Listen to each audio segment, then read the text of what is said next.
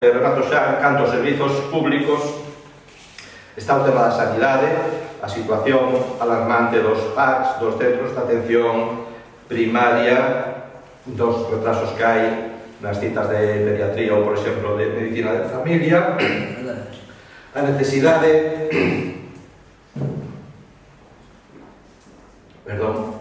de construir novos centros de saúde demandados en Caldas ou en Poio, por exemplo, e tamén outras demandas que hai, como, por exemplo, a mellora da residencia de Campolongo, que está nunha situación que non é acorde coas necesidades que teñen as persoas que están ali residindo, ou a situación tamén alarmante de retrasos nos equipos de valoración da discapacidade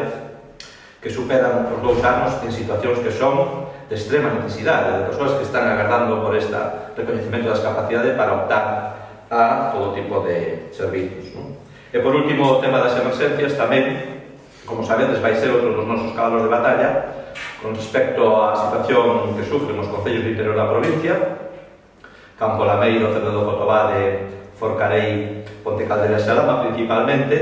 para o que propuxemos, tamén se tratará este tema no mes de outubro, levaremos ao Parlamento, que a Xunta de Galiza e a Deputación estude a mellor solución para darle resposta ás necesidades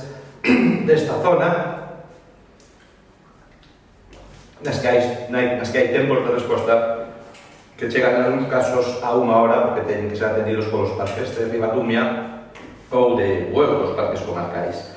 E está claro que é unha responsabilidade, sobre todo, da Xunta de Galiza, por un lado, desenvolver o mapa de emerxencias de Galicia, que non está aínda feito, e tamén a comarcalización dos parques de bombeiros,